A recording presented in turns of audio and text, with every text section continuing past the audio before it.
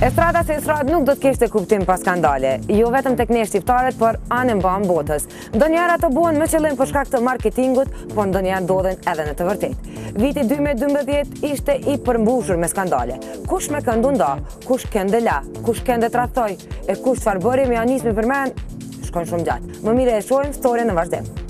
So scandalous.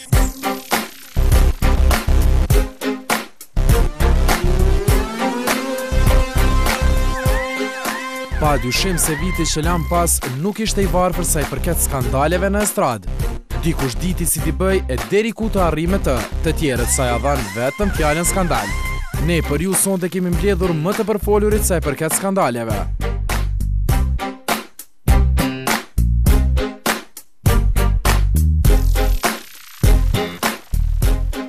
Po e nisi me Dafina Zeqirin. 2012 për të ishte e mirë vetëm me muzikë. Lidhja saj 4 vjeçare me Krenat Çoça i preku fundin, kështu duke rigjetur vetën në krahët e mikut më të mirë Ledri Vula. Thashëthemet kishin filluar atëherë kur Dafina dhe Ledri u paraqiten për herë të parë në xhirimin festiv të Klan Kosova. Jo shumë kohë kaloi dhe lidhja e tyre u zyrtarizua në mbrëmjet galla, ku dhuruan puthje publike. Koha ishte që skandali të shpërthente. Krenari grushtoi Ledrin në praninë antarit të Baba Stars Gate-it, ku ky i fundit e la pa mbështetje. Lajmi u konfirmua nga Klan Kosova, ku nëna e Ledrit tregoi që i biri kishte përfunduar në mjekim. Më pas, u tha se janë darë. Kjo ra në ujë kur Dafina surprizoi Ledrin në ditëlindjen e tij të 26 me një organizim në mes fansash ku i dha puthje në skenë. Kjo dashuri perfekte nuk ju zgjati. Pas 2 ditësh u kumtua lajmi në media se Ledri dhe Dafina zyrtarisht janë beqar. Si vul të fundit, Dafina postoi komentin në Twitter ku shkroi: nuk la shumë kohë dhe thashëthemet vazhduan se këngëtarja është në lidhje me Albin Gashi nga kompania Powwow Entertainment. Kjo punë nuk mori për masa gjigante të komentuarit, pasi që konfirmim pozitiv nuk u dha asnjëherë. Këngëtarja beqare duket se me gjinin e kundër nuk i ka raportet për t'u lavdëruar. Ka kohë që rri në shoqërinë e papagallit të saj, duke mos lënë asnjë ditë pa postuar në Instagram bukurinë e shpendit.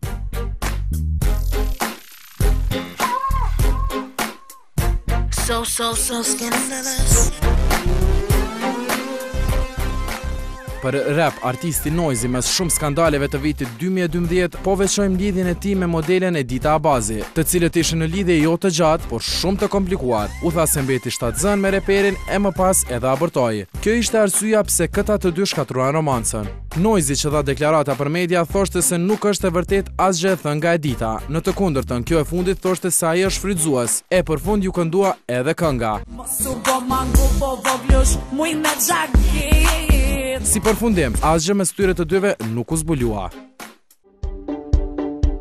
Ylli shqiptaro anglez Rita Ora nuk është se i shpëtoi skandaleve para publikut. Lidhja apo mos lidhja e saj me Rob Kardashian ishte ajo që preokuponte fansat. U tha që është në lidhje e jo shumë pas kësaj erdhi ndarja me plot akuza nga ish i dashuri. Ku mes tjerash në mënyrë skandaloze ceket radhëtia që sipas Robit i është bërë me 20 meshkuj. Pas kësaj nuk u ndërmor edhe shumë, po tek Rita viti skandaloz nuk mbaron. Gjatë muajit qershor Rita përjetoi për të parën herë se si është të zbulosh intimitetin në skenë, kur gjiri i saj ndroi lokacion. Suksesin e famën ky fakt nuk e lëkundi, pasi që ishte e ditur se e tëra kishte ndodhur nga mos kujdesi e jo qëllimi.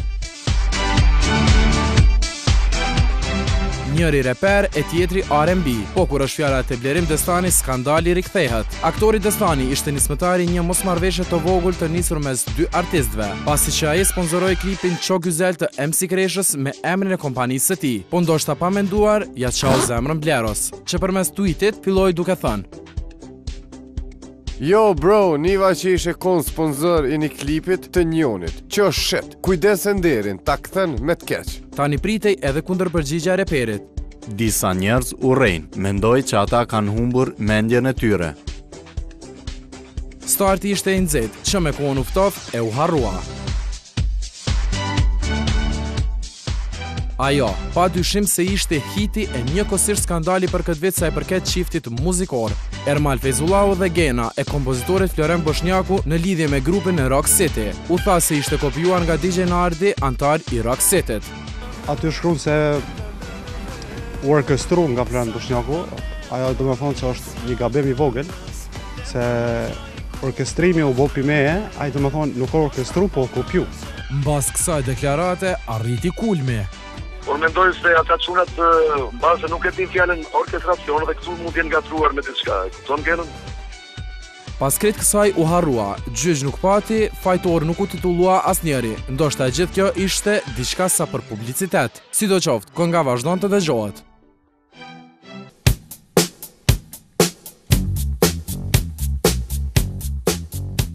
Shumë përfolur i Vali Corleone, nisi të flas për shumë kënë estrad, i kishte, apo jo, emrat ju përmendën. Skandalet i bëri e për to shumë foli. Shkëndije Mujaj, Tuna, Fiona Erdeman, Karinela Skekic, Genta Ismaili, Leonora Poloska, Nora Istrefi, Ryva Kajtazi, Leonora Jakupi, Fiola Morina e të tjerë, cilat janë të vërtetat e jo të vërtetat, viti 2013 doshta do t'i nxjerr me fakte në pa. Ky nuk u ndal, absolut, ishte kënga që solli. Kjo këngë e ra e bleru u shpall menaxheri Valit. Lidhja nuk ju zgjati shumë, pasi që Blero postoi në rrjetin e tij social në Facebook një koment ku thuhej: Ju informoj se sa i përket Vali Corleones, unë i kam punu këngën dhe ndihmu me muzikë. Menaxheri i tij nuk jam. S'ka të bëj ai me mu. Pas Bleros, zhagun e mori edhe Vali ku tha: Ju informoj se Blero nuk është më menaxheri im. Arsyet do t'i tregoj pas pak. Absolut. Absolut.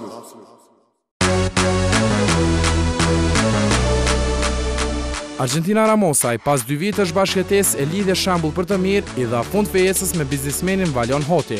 Shkaqet asnjëherë nuk u bën të ditura, por këngëtarja gjatë nuk u pa e mërzitur, pasi që menjëherë u hapën fjalët se Argentina nisi e u drejtua tek krahet e parokierit Armend Gashi. Lidhja e saj as me të dytin nuk ishte e qëndrueshme, fundi shpejt arriti e statusi i saj brenda një viti single u kthye.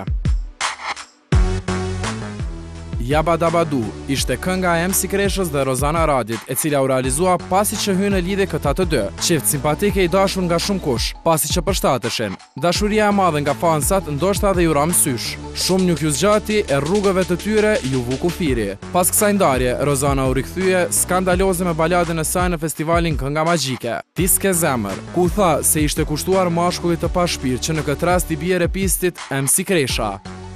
A mendon ti a ki zemër? Me nej shërën e kam zamër edhe kam zamër për muzikë mirë. Kujti Djegile Dambaj, ciao Gran Kosova!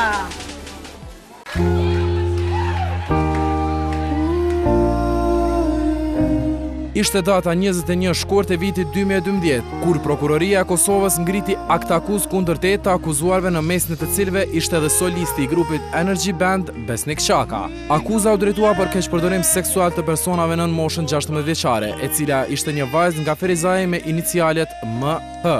Ky u cilësua si skandali më i madh që mori për masat mediatike nga më të mëdhat. I akuzuari Çaka nuk u paraqit në 2 seanca gjyqësore, e më pas u lëshua dhe flet arresti kundrejt këngëtarit, i cili do të mbetej në paraburgim deri më datën 30 maj, ku dhe do të paraqitej për herë të parë në seancë gjyqësore.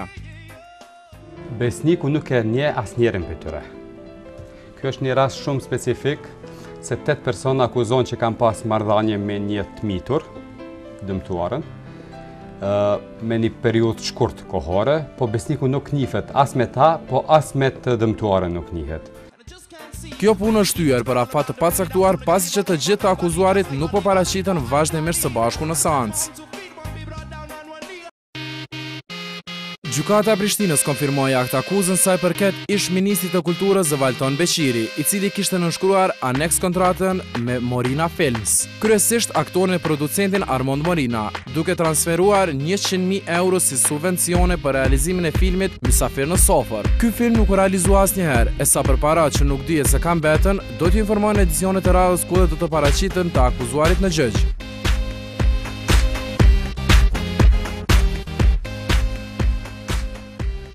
Skandaloz u dha lajmi se si u ndar Leta Hoti dhe Castro Zizo. Pas shfaqjes së Kastrës në emisionin Zonë e Lirë, ideja erdhi prej aty. Mirë po pas ca kohe, Leta dha një prononcim medial ku hodhi poshtë spekulimet që vinin se ndarja ishte prodhim i emisionit. Çifti prishi marrëdhëniet një ditë më parë, ku Castro përmes një mesazhi telefonik la gruan e fëmijën. Shkaktari kryesor për mos funksionimin e lidhjes duket arritja e vajzës së tyre në këtë botë, Nia. Pas lindjes, sipas e Letës, Castro filloi me papërgjegjësi ndaj gruas e rrethit, ofendime të panumërta, gjendja e dehur e kërcënimet jo normale. Ti tash i bo veta për vërtet? Çfarë bën mirësi kalove, vetë si ke thënë? Këto ishin fjalët që përzuni Nida Gjata, apo e njohur si Zhaku nga VIP shtëpia këtë vit. Këngëtarja e pakënaqur me karakterin e Dr. Florit, ofendimet nuk i la anash duke shprehur haptazi mendimin e saj kundrejt reperit. Para se të fillonte me ofendimet e vazhdueshme nga tavolina largohet Dr. Flori, Shqipriu e Morena Taraku, në një farë mënyre për t'i dhënë mbështetje reperit. E të nesërmën, Zhaku merr edhe njoftimin se duhet ta lësh shtëpinë me arsyetimin e të shprehurit banal.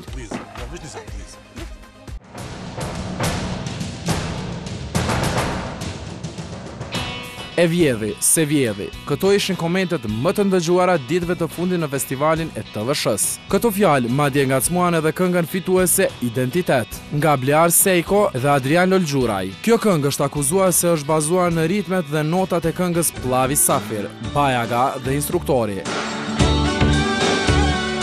E që si përfundim, kënga nuk është e kopjuar, ndaj Adriani dhe Bledarit të qetë mund të përfaqësojnë Shqipërinë në Eurosong.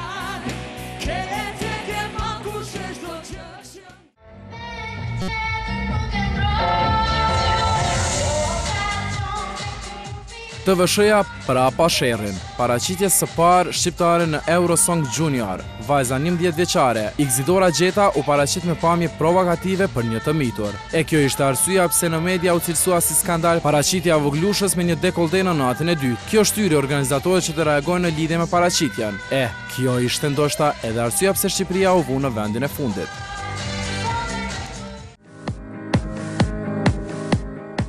Në kohën e saj e bëri Marilyn Monroe, e në ditët e sotme përsëriti Arta Dobroshi. Ishte festivali i 65 i filmit në Cannes, kur Dobroshi zbuloi të pasmet derisa pozonte para fotografëve. E bukura krejt kësaj vëret se Arta për fundimin i fundit nuk ka të veshur mbathje. E ky aksident që ndodhi shtyu aktorën të marrë ngjyrë të kuqe në fytyrë. Ngjyra e kuqe shumë i ngjashme. Arta, mos u vrengos, si e para e as e fundit.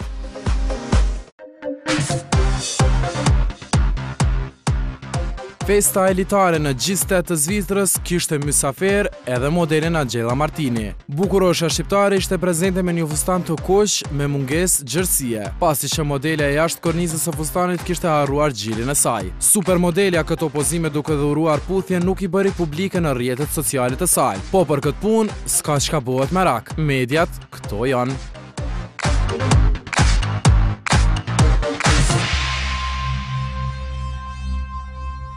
7 vjet, 20 muaj, 10 dit, 3 vjet burg, këto ishin thënë se rrezikon Arkimed Lushaj apo stresit i vuaj burg për rastin ndaj regjisorit Leonard Bombaj. Por tjetër arsye është që stresi brëmjen e 31 dhjetorit natës së Halloweenit në Tiranë u arrestua e përfundoi në polici. Arsyeja ishte e thjeshtë, armbajtje pa leje, gjë për të cilën rrezikon dënim prej 7 vitesh burg apo gjob prej 20.000 eurosh. Pak ditë para se stresi t'ia shihte sherrin Halloweenit mori 20 muaj burg prej gjykatës për krime të rënda në Tiranë për kërcënim me jetë, presion psikologjik ndaj regjisorit Leonard Bombaj. Si përfundim, stresi doli nga burgu e vitin e ri e priti në liri. Me kaq, po e përmbyllim vitin 2012 sa i përket skandaleve të yjeve në stradën shqiptare.